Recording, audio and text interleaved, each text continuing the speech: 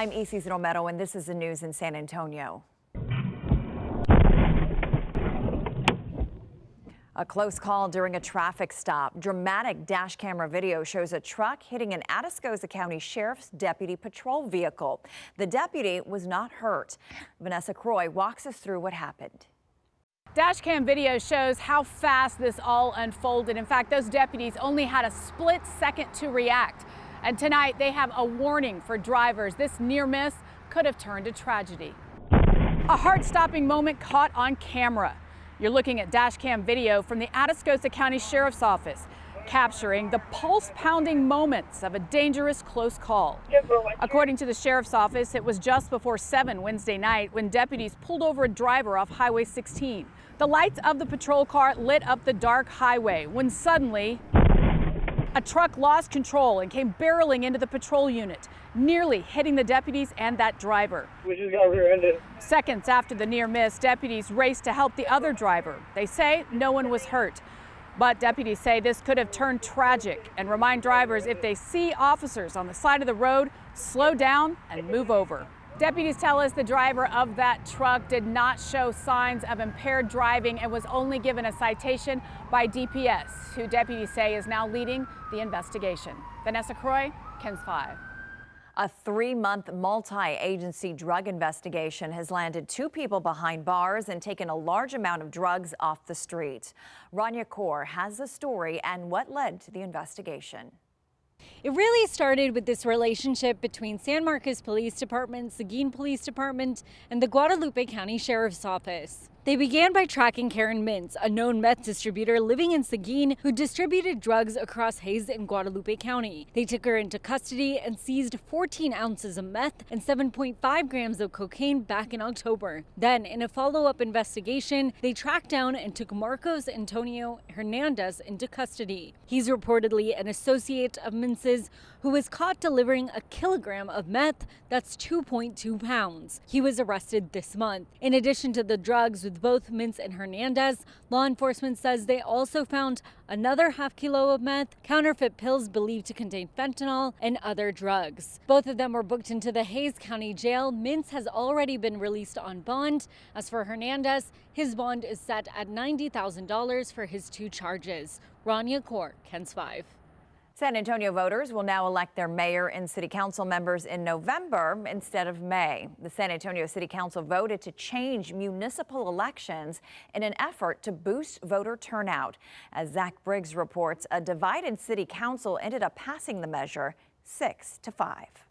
This is a very historical moment. Prominent civil rights leader Dolores Huerta in San Antonio, keeping it plain and simple. And we know that the right thing to do is to try to enhance and increase the voter turnout, that we want more people to be able to go to the polls.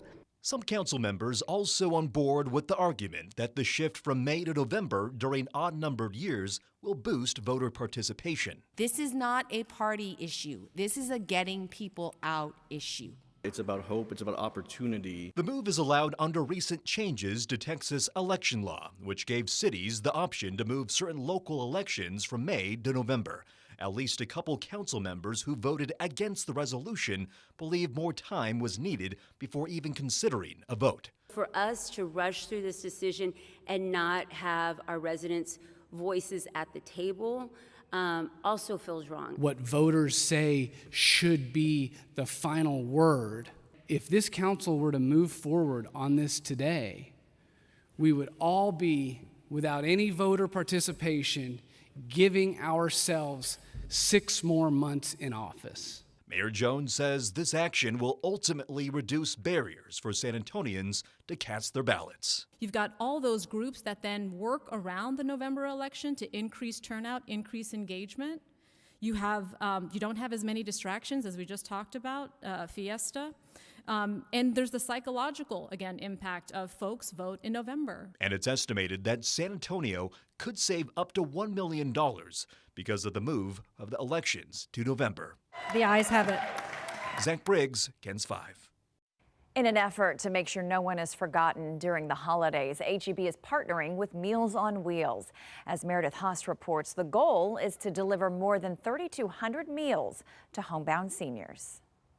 Hey guys, so as we know, Meals on Wheels is more so about showing seniors that people just care about them, especially during the holiday season. But of course, it's about getting those meals to them as well. So this morning, starting at 7:30, they started putting those meals together, as you just mentioned. And this is just a preview of what's to come this weekend. HEB is getting ready for its 33rd annual Feast of Sharing in San Antonio. This Saturday at the Henry B. Gonzalez Convention Center, HEB will serve more than 10,000 people for free, along with a hot holiday meal. There will be live music, free health screenings, flu shots, visits with Santa, and resources from local nonprofits. Now, this all started back in 1989. Feast of Sharing has grown into one of HEB's largest hunger relief efforts, helping serve hundreds of thousands of meals each year across Texas and Mexico. And today, it all starts at Meals on Wheels. So it is exciting, and of course, showing seniors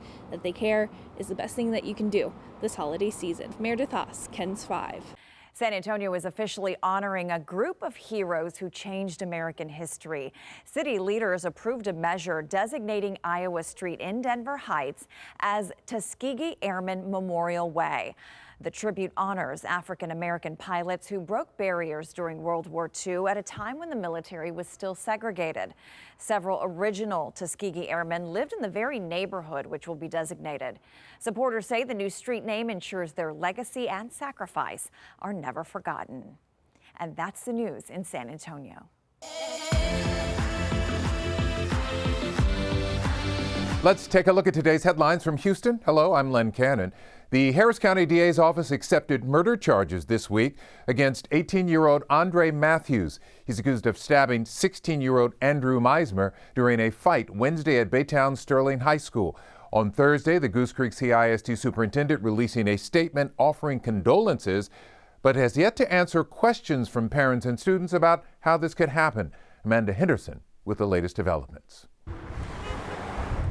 Amid a sea of car horns, students at Goose Creek CISD's Sterling High School stand holding signs calling for justice for Andrew Meismer. Overall, he just put a smile on a lot of people's faces, and he did not deserve what happened to him by any means. Sage Noland and Lily Williams are among the dozens who are asking for the district to address safety concerns after the 16-year-old sophomore was stabbed to death on campus Wednesday. The suspect, 18-year-old Andre Matthews, in custody.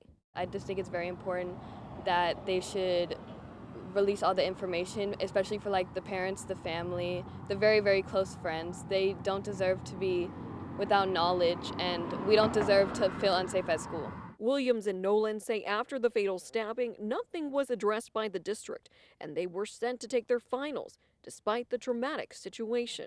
50 minutes after, we were still taking our 7th period finals. So they didn't even give us time.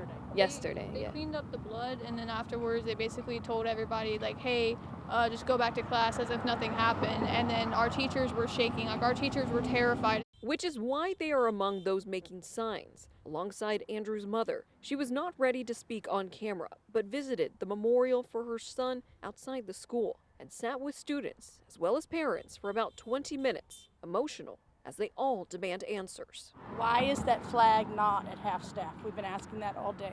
Why are we not showing the state's mourning this child passing? If Goose Creek ISD does respond today and they say, hey, we'll talk to you, what do you want us to ask them? What do we do in these situations? Because obviously, for these situations, we were not ready for them. Amanda Henderson reporting. No holiday cheer for a Houston business owner who spends his free time spreading cheer as Santa Claus. He says he was attacked inside his own shop, but he is refusing to let this incident steal his Christmas spirit. Katira Winfrey with his story tonight.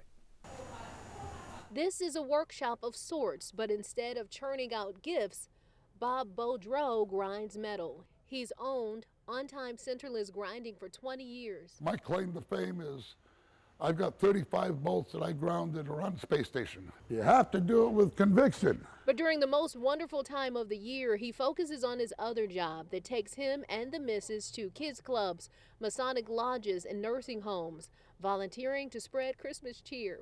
I've been doing Santa for 23 years.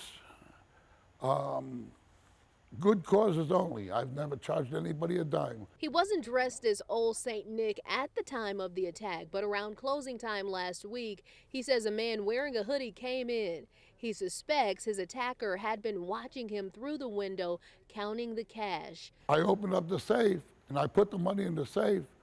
Just as I closed the door, I turned around and he tackled me.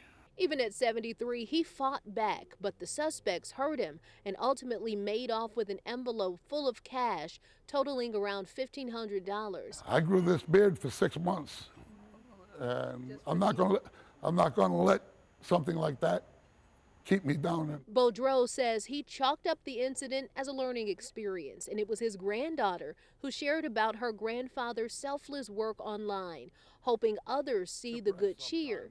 He appreciates the gesture, but hey, he's Santa. It's Christmas. Santa Claus can't be depressed on Christmas. I'm the real Santa Claus. Ho, ho, ho, Merry Christmas. Happy New Year. Merry Christmas. Katira Winfrey, KHOU, 11 News. Santa with the Christmas spirit. Moving on. Egg freezing becoming a popular alternative for women who want to preserve their fertility options. With more employers now covering the procedure, it is increasingly accessible, though it remains expensive and doesn't guarantee a baby. Sherman Chow follows a Houston influencer through the egg harvesting process. And this is Danielle. Hi. You guys know her, the Hangry Houstonian. This may be how you know the Hangry Houstonian. Danielle Dubois is one of Houston's leading influencers. Busy, single, and conscious of her biological clock and her health issues. I also have multiple sclerosis, I have kidney disease, and I have endometriosis. So she decided to freeze her eggs and went to Dr. Nola Herlihy at RMA. These are your follicles that are ready for stimulation right here. The OBGYN and reproductive endocrinologist explains from birth, a woman's ovaries contain follicles with all of her immature eggs. Normally, both ovaries mature just one egg each menstrual cycle. But with daily at-home hormone injections over about 2 weeks, the body can produce more. So I'm seeing 1, 2, 3, 4, 5, 6 eggs in this plane, and maybe 6 more on the other side. Multiple eggs are collected because not all of them will be viable. As for the best time to freeze, that's when a woman is in her 20s and her eggs are at their healthiest. The temperature is -190. Doctors suction out the eggs, which are then counted, frozen in liquid nitrogen, and stored for a fee. Usually for $500 to $1,000 a year. Fast forward a couple of years when mom is ready to try for a baby. Well, her eggs are taken out of the freezer and then defrosted, injected with the sperm, creating an embryo. This one is 6 days old and ready for implantation. Danielle has done 3 rounds. How much? It's between $12,000 and $15,000, but I mean, to me, per round, yeah. Worth it for the 35-year-old. I have 35 eggs frozen right now, which is a great number. Commercial egg freezing began only in 2013. How does that child's health and development compare to a, quote, natural birth and delivery? All of the data that we have thus far is reassuring in terms of neonatal outcomes. We have long-term outcome data yet for when the child is 5 or 10 or 20 years old. We don't have that yet. As for Danielle, I trust in the fact that if this is God's plan for me, that it's going to work out the way it's supposed to. While adding some of her own influence. I have an insurance policy behind my fertility. Sherman Chow, KHOU 11 News. Certainly wish her the best. This week, we are happy to report some much-needed relief for the Meals on Wheels program in Fort Bend and Waller counties. More than 1,300 seniors there rely on Meals on Wheels. Last month, we told you the nonprofit warned it would have to cut back delivered meals to homes from 7 days a week to 5 starting in the new year because of funding losses and growing demand. But strong community support since then has allowed Meals on Wheels to delay those cuts for 6 months. Seniors will continue getting daily meals through at least June. The organization credits donations from individuals and businesses and local partners, so you see folks stepped up. However, rising costs and uncertain funding means the need for support is far from over. That is a wrap of your Houston headlines. I'm Len Cannon.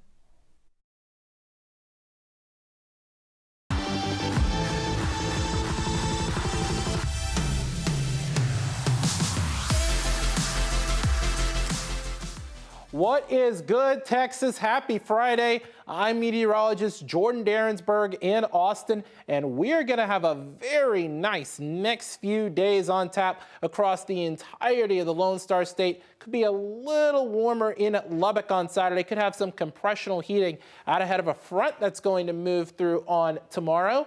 But we're going to be pleasant and somewhat cooler-ish throughout much of the state. So, for instance, we've got Austin checking in at that 6-7, but we do have some mid-70s in places like Amarillo, Corpus Christi, the Dallas-Fort Worth Metroplex getting into those mid-60s. We do have upper 70s in Lubbock because you are going to be somewhat closer to that front, but it's still upper 60s in San Antonio and another 6-7 on the map in Waco. So we do have that front arriving on Saturday, but for the holiday, we're actually going to be quite warm, and that's because we have the 6 to 10 day temperature outlook showing most likely above average temperatures, not just throughout the state, but pretty much the entirety of the nation as well. So really, a lot of us are going to be feeling the warmth, not just from a temperature standpoint, but also from a lack of precipitation for a lot of us, especially in the Sun Belt, especially here in the Lone Star State and points off to the east. Portions of Louisiana off toward Georgia have a very good chance of being dry for the holiday, with a lot of that heaviest rainfall over portions of the Intermountain West. Now, here's what we're talking about. They've got an area of high pressure that's going to be building into the desert southwest as we head through the day on Friday. Area of low pressure that's bringing in some of that slightly cooler air to us for tomorrow. That's going to shift on off to the east. And what's going to happen as a result is we're going to have that high pressure ridge to our southwest.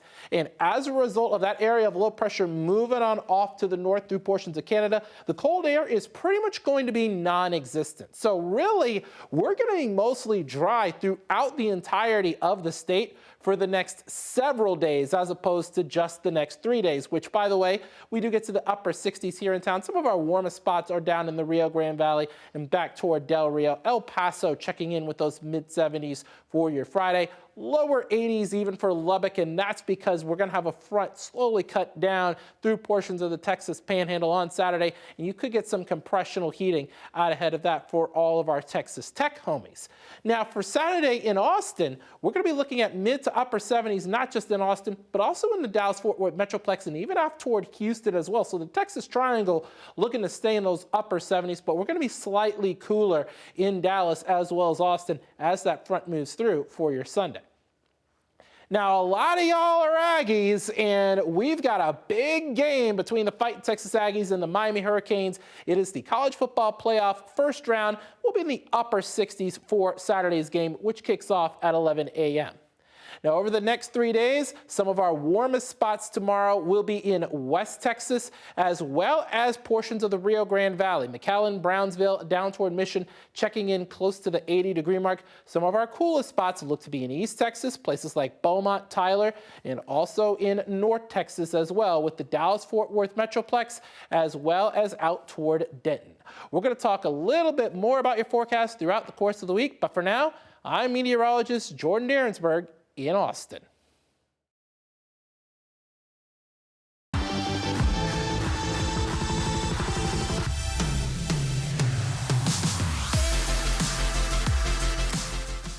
In Austin, I'm Mark Mullins. President Donald Trump signed an executive order to reclassify marijuana as a less dangerous drug.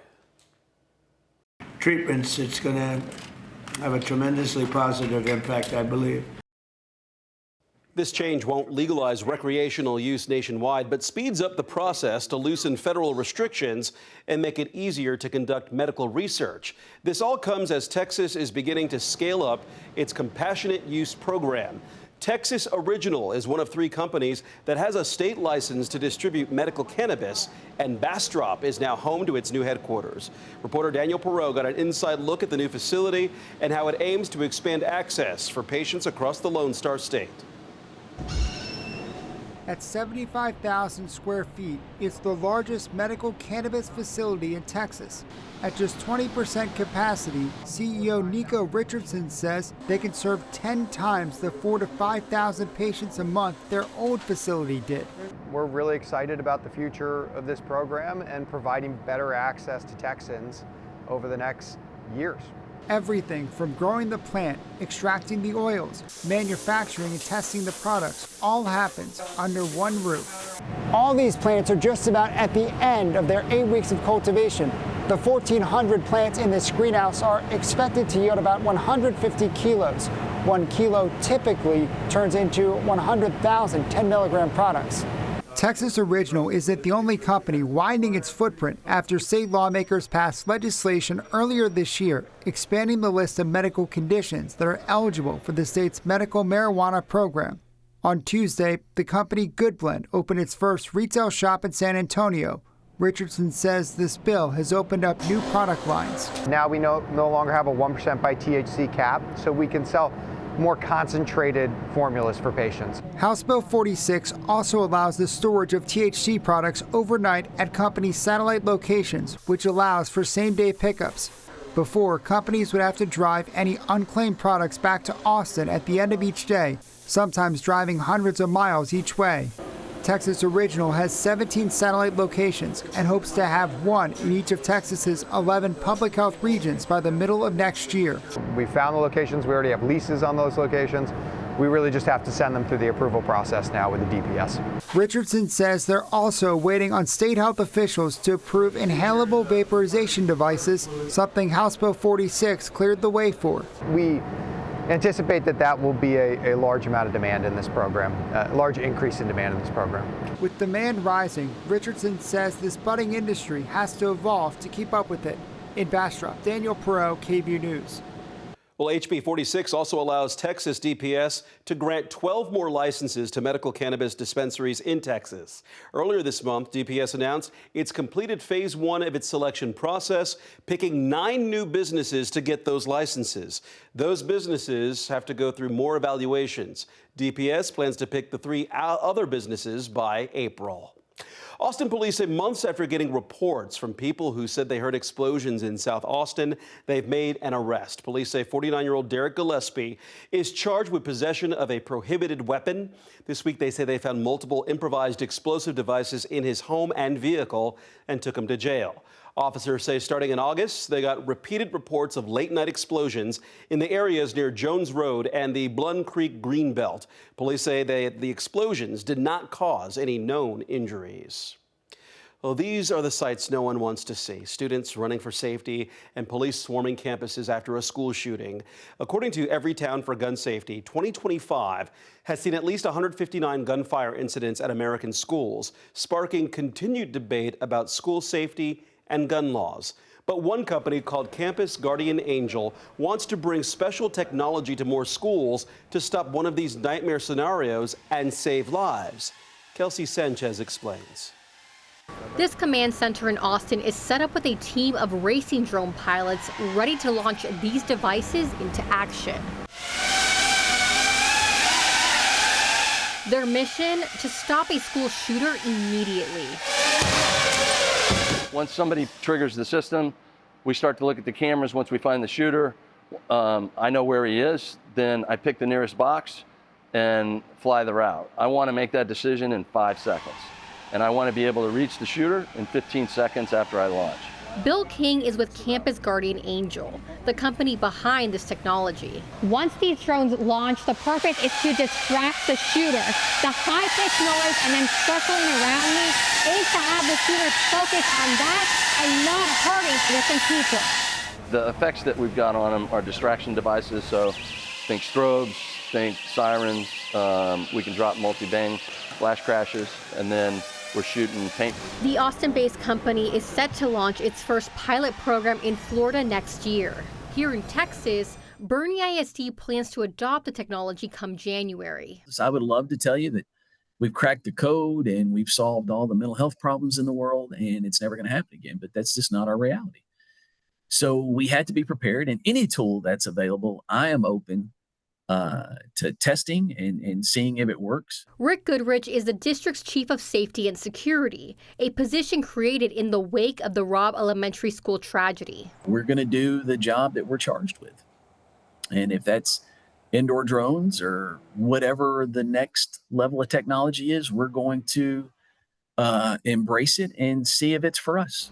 King says they're looking for creative ways for schools to afford the program. Right now, the price tag sits at $4 per student per month. We haven't put a whole lot of bells and whistles on them because we don't want them to get expensive. Campus Guardian Angel CEO Justin Marston says he hopes to take the program nationwide and get the attention of lawmakers. What we would love to see the legislature do here is just smaller pilot programs that allow people to test this out without having to make that full commitment to a full district-wide deployment, which is what you typically see in a bond program. So while the company works to bring drones into more schools, the work will continue here in Central Texas. Amazing stuff there. That was Kelsey Sanchez reporting. Leander ISD trustees have voted to close Fabian Elementary School next school year. Those students will move to Westside Elementary. District leaders say they're facing enrollment challenges and long-term financial concerns. The Fabian campus may be used to expand New Hope High School. Leaders delayed a vote on consolidating Steiner Ranch Elementary until next year. Austin City Council members have approved a new contract with the Austin Firefighters Association. As part of the agreement, firefighters will get wage increases and keep a 72-hour break between shifts. The city will implement a new schedule by October 2027 that reduces work hours to about 49.8 hours per week. More full-time firefighters will also be hired, and the city will have flexible hiring options for certified firefighters. Austin Mayor Kirk Watson issued the following statement saying, in part, quote, "This new 4-year agreement between the City of Austin and Austin Firefighters Association demonstrates the city's commitment to these important public servants. The new agreement increases pay, prioritizes wellness, and streamlines the hiring and promotion process," end quote. Those are the headlines in Austin. I'm Mark Mullins. I'm Mike Gillespie in Corpus Christi, and here's a look at some of what's making news in South Texas. A fraud investigation involving a Homewood Suites hotel project in Corpus Christi is taking a major turn. That case centered on claims from a rival hotelier that a FEMA document had been altered and that the city council didn't follow proper procedures in giving $2 million toward the project. The attorney representing the developer once called the case a bunch of nonsense, and now, well, apparently, so has law enforcement. We're told that the FBI and Corpus Christi police have now shut down their investigations. While the criminal case has found no wrongdoing, there is still a civil case waiting to move through the courts. And a scary situation in Rockport wound up resulting in a feel-good rescue, and it was all thanks to some quick-thinking residents and, well, a whole lot of teamwork. Lydia Hedera shows us how the stranded dolphin got the help that it needed just in time. Michael Downing is an active fisherman who is familiar with the area, but one day he noticed something out of the ordinary. I actually saw her from the roadway here, came in to see exactly what it was. Didn't think much of it, thought she was just in here feeding. But when I came back the next day, I think was Wednesday, she was still there. So I recognized that there was probably a problem. A dolphin was stuck in Aransas Bay near the Lyndon B. Johnson Causeway. The theory is that it probably got really high with a front coming in. That water was deep enough for him to get in here, but then when that tide went out, got to its normal level, that's probably what trapped him at that point. But marine mammal rescue experts say that situation can quickly turn dangerous. So even though the animal was swimming, it was in shallow water. We were able to determine that it did have a food source and it was feeding on its own, so that was helpful. But anytime you have an animal out of its natural habitat like that, it opens up the individual for injury and some health concerns of their skin, but also it makes them susceptible to humans, essentially. Stranded in shallow water and running out of time, this dolphin's survival depended on quick action. We used a specialized net to essentially corral the dolphin, and then we were able to just get hands on it. But not without the help of the community who made the call. Really critical for us to have partners in the area, such as the ARC and SeaWorld, come in so that we can provide the specialized equipment and the necessary expertise that the animals need to have a safe rescue. Downing says he's glad to have played a role in the rescue. That was my concern when I talked to the game warden. I said I didn't want to read about this in a few days on Facebook about something bad. So to open Facebook today and seeing the opposite of something positive that was set free, it really does make me happy. Lydia Herrera, 3 News. Area children will soon have brand new bikes just in time for Christmas. It's thanks to a passion project bike giveaway that fallen officer Vicente Ortiz Jr. started while he was on the force. Now, his mission now continues through his family, who lead that initiative with the support of his brothers and sisters in blue from both the Corpus Christi and the Centon police departments. Those bikes will be distributed in those communities where Vicente Ortiz once patrolled. And that's a quick look at some of what's happening right here in South Texas. Hi, I'm Brennan Gurley, and here's what's making headlines across East Texas. What began as a normal trip to the park quickly turned into chaos. We're hearing how a split-second decision from an East Texas couple saved the lives of people at a Gregg County park on Labor Day and how they were recognized for their bravery. CBS 19's Jesus Martinez has this exclusive story. Whenever you go to a park to spend time with your family, you never think the worst can happen, but it did for this couple. Both of them first responders, and they took those skills to save others.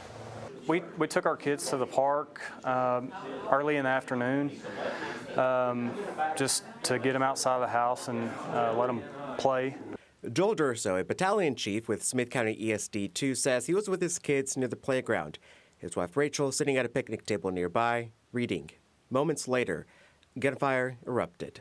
I heard some yelling, and then I looked over and saw a male subject standing there with a gun raised, and I heard several shots go off. Joel immediately grabbed the kids and ran, calling 911, while Rachel, an off-duty Longview police officer, moved toward the gunman. I didn't want him to turn his attention to my family because I saw my husband and our kids running in that opposite direction. Unarmed, Rachel confronted the suspect, disarmed him, and then threw the weapon away. The couple then tried to save the lives of Sean Blake and Haley Blake until help arrived. The two passed away, and the suspect, Christopher Hicks Jr., Haley's boyfriend, was later arrested and now charged with capital murder. Thursday, the Durzos were honored for their action. And then our husband and wife duo.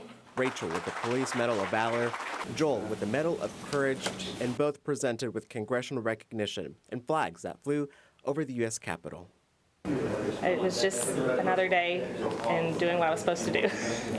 Both Rachel and Joel tell me that this was unexpected. They're grateful for it, but say they were just doing their job. In Longview, I'm Jesus Martinez. Joel and Rachel weren't the only ones recognized. Officer Luke Kentz with the Longview Police Department was also honored with the Meritorious Conduct Award.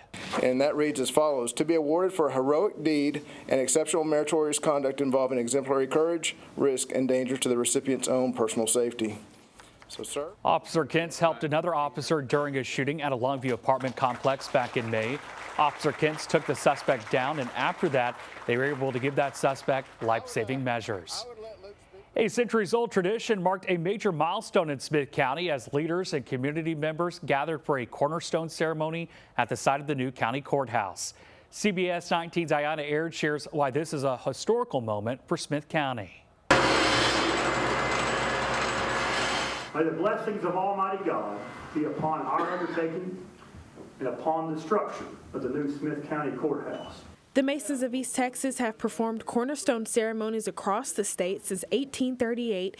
One of the ancient customs that Freemasons observe is the symbolic leveling of a cornerstone. The ceremony goes back to the Middle Ages to commemorate the completion of various parts of a building. Back in the Middle Ages and before modern times, buildings were built by placing stones upon stones upon stones. Deputy Grand Master Jim Rumsey hopes this stone will serve as a lasting symbol for generations to come.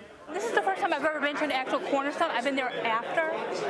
The fact that Smith County, even with its ups and downs, is willing to take forth and make sure that all the people are involved and better the community. County Judge Neil Franklin says this moment is a once-in-a-lifetime event for Smith County. We need that cornerstone. We need everything that happens in a courthouse is so special. It's mercy and justice. This is something that's going to be with this building forever. May this courthouse stand ever tall among the citizens of this state. In Smith County, I'm Ayana Aird, CBS 19. And that's a wrap up for East Texas headlines. I'm Brennan Gurley.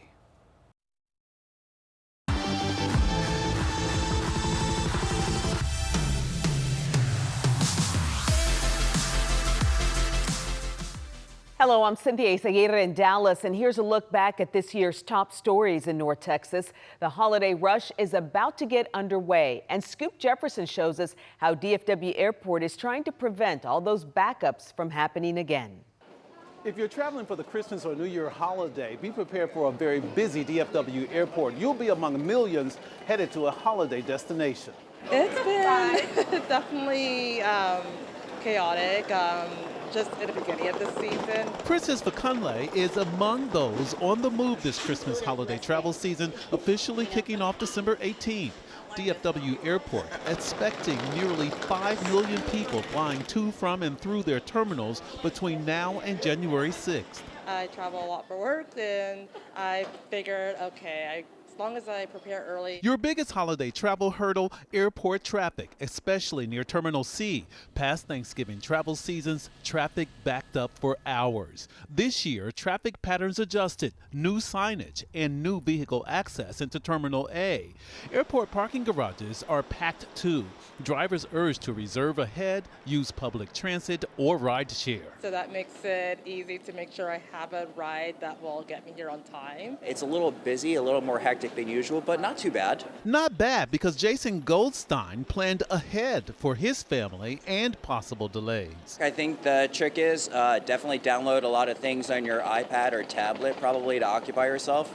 I don't really think there's much more you can do than that. Especially since the millions traveling through DFW this year will mean long security checkpoint lines. I have a little bit of time anxiety myself, so I'd like to get there as soon as I can, really. DFW officials say their busiest travel days the weekend before Christmas and the weekend after. Weekends with more than 265,000 passengers flying to their holiday destinations.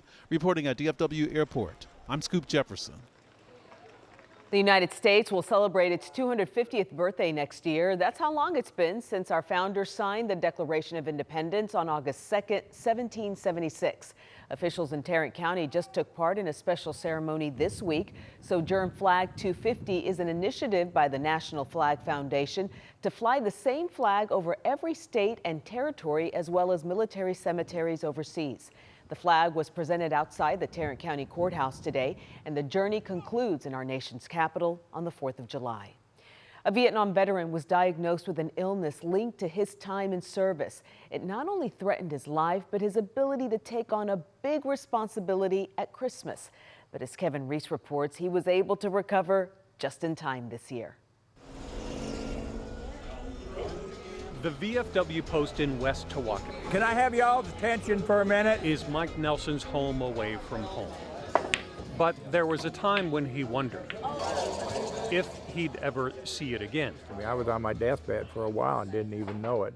6 months in the hospital as doctors removed half of his left lung, then half of his right. So they did a biopsy, and that said, yeah, it's cancer. Cancer they could trace to his time in Vietnam as a boiler tender on a refueling ship. Everything we had in the boiler room was covered with asbestos. My firm has represented hundreds, if not thousands, of folks like Mike. All these years later, attorney Chris Johnson won a settlement for him, even removed a financial lien the VA had put on some of his care. I think that Mike is such a proud veteran. He's somebody that really, he served this nation with honor and distinction, and he loves this country. It's unfortunate when somebody gets sick by doing that, and I'm glad that we were able to get him some peace of mind. But Mike wanted one more thing too. As commander of the VFW post, a tradition was in jeopardy. I had been in bed so long, and I got out and tried to walk, and I couldn't walk. I had lost all that, and I thought, gosh, I'm going through my childhood again. I didn't know if I'd ever be able to do Santa again. But with his lungs and his finances on the mend, there he was last weekend as Santa and as Grand Marshal of the Lake Tawakoni Christmas Parade. That is such an honor. I just thought, wow. I mean, I was overwhelmed, really. Mike turned 79 this week. It's been a difficult year, but he's thankful. I realize how lucky I am, but part of it is never giving up. No matter what you do, don't give up. Your dream will come true. Wise words from a veteran and from Santa too. In West Tawakoni, I'm Kevin Reese. The Duncanville Panthers are gearing up for their championship game on Saturday. Brittany Moncrief just spoke with the team looking for redemption after losing to North Crowley last year.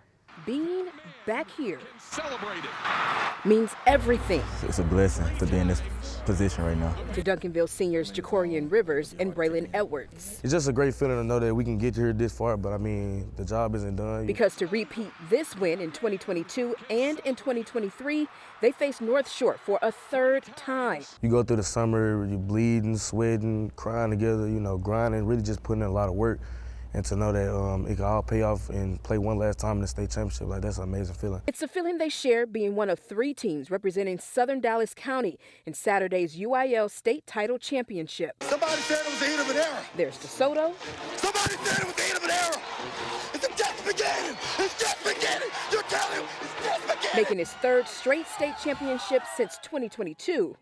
And South Oak Cliff making its 5th. Nobody ever said this could happen here. You always had to leave these type of places in people's eyes to go other places to be successful. And back at Duncanville, although not having nationally recognized players like previous years, it's essential that everybody play up to their maximum level. Coach Reginald Samples is clear on bringing a title home. It just reiterates that all of your plans and all the goals that you set were worthwhile. And now we're at that point where we need to culminate it and get what we really work for.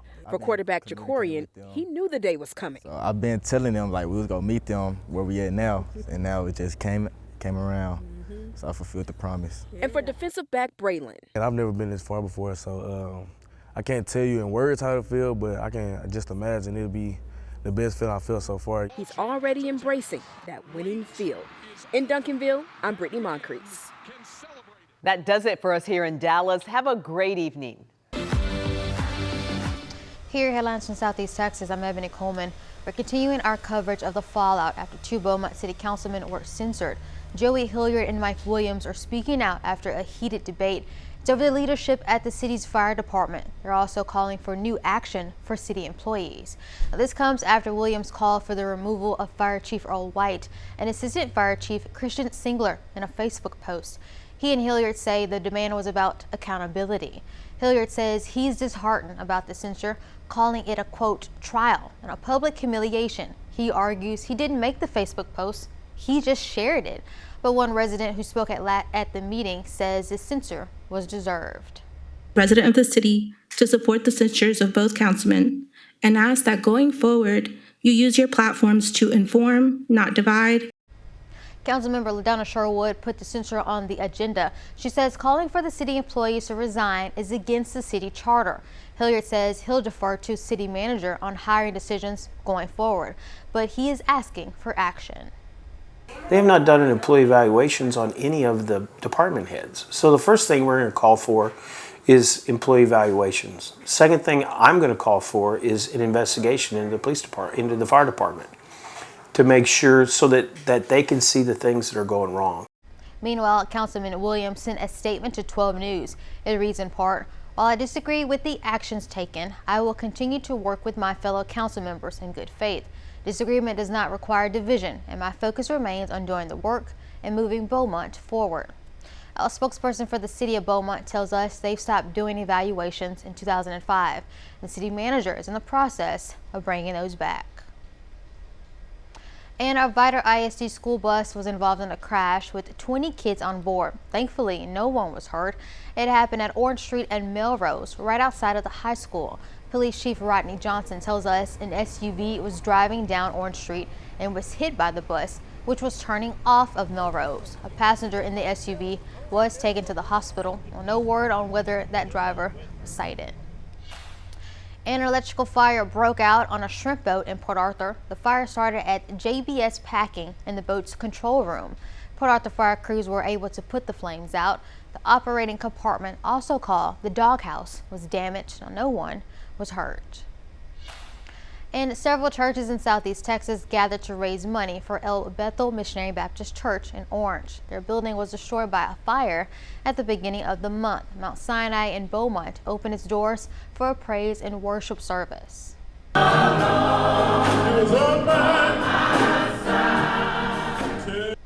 It was a night filled with song, prayer, and fellowship. At least 5 different choirs gathered under one roof, followed by a word of encouragement. During the service, an offering was collected to help El Bethel purchase a new building. Grateful, just almost started crying because you see all of the love from the community and beyond coming to support us on tonight. It shows that we still have Christians in the world. ATF is investigating into the cause of that fire. And we're just a few days away from the official start of winter, and a youth group in Port Arthur is helping an area nonprofit stock up for those in need. They donated hygiene products, cleaning supplies, and more to the Port Cities Rescue Mission. The nonprofit helps support some of the most vulnerable Southeast Texans. The donation was not only a chance to help the community, but it was also a teaching moment for teens. According to City Council member Tiffany Hamilton Everfield, the Youth Advisory Council will head back to the rescue next week to volunteer. They will be serving and also providing gift bags to the residents here. We're also asking for other volunteers to come out from the community to help support this effort, not only during the holidays, but throughout the year. Port Cities Rescue Mission has been helping those experiencing homelessness in Jefferson County for more than 40 years. And those are your headlines from Southeast Texas. I'm Lindsay Lippman. Here are your headlines from Central Texas. A Central Texas man is facing serious charges after a 2-year-old boy was taken to the hospital with life-threatening injuries. 30-year-old Thomas Anthony Jones is being held in the Bell County Jail on a $500,000 bond. Sydney Walker has more from the toddler's family about what justice looks like for them. It was supposed to be a quick breakfast run. She had left Coulter asleep with Thomas. She had been gone maybe 25 minutes. Lauren Love said what happened after was a shock. We're like a whole family. All of us played games. This was out of nowhere. Thomas Anthony Jones called his girlfriend and Coulter's mom, Chelsea, to say he fell and hit his head. She went straight home after she just went home. And when she got home, Coulter was pretty much unconscious on the couch. Jones argued he didn't need to go to the hospital. Once I had went up there and started talking to the doctors and stuff, we started seeing what really took place. Coulter's dad, Kevin, said the 2-year-old was hurt badly. 11 fractures to his back that we know of, fractured skull, and he also had brain bleeding. Thomas's story kept changing. According to the arrest affidavit, Thomas initially said Coulter fell off the bed while they were play fighting. Then he changed his story, claiming the boy was running on the bed when he fell onto tile flooring. Investigators say the bedroom floor isn't tile, it's carpet. That was no accident. That's not from falling off the bed. It didn't add up to the medical staff either. They have all said there's a lot of force that caused that kind of damage. The Bell County Sheriff's Office was notified. She looked at him and she said, "You need to leave, and you need to leave now." Now Jones is in jail. To harm a little innocent child like that, he deserves to spend life in prison. Him getting out, that means there's no justice served for Coulter. A shock to the whole family and an uphill battle ahead for little Coulter. He's going to have to learn how to, talk again, learn new things. He's going to have to learn how to walk again. Jones is facing charges of aggravated assault causing serious bodily injury and injury to a child causing serious bodily injury. Meantime, Waco Mayor Jim Holmes announced his bid for re-election. He says his campaign will focus on economic development and job creation, improved infrastructure, dropping the crime rate, and the revitalization of downtown Waco. The mayor also says there have been quality of life enhancements during his time as mayor. He spent 2 years as mayor, and he's been a city council member since 2016. The mayoral election will be in May of 2026. A Central Texas waitress got a holiday surprise she'll never forget. 75-year-old Glenda Cleveland is $1,500 richer thanks to the generosity of Central Texas patrons. Cleveland has spent nearly 43 years working as a waitress at the Old Jody's in Temple. A group of customers decided a regular tip wasn't enough.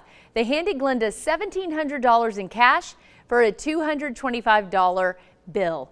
The table said they head out every year to find someone to give back to. Glenda says she's spoiled to work at Jody's and will never forget this day. And those are your headlines from Central Texas.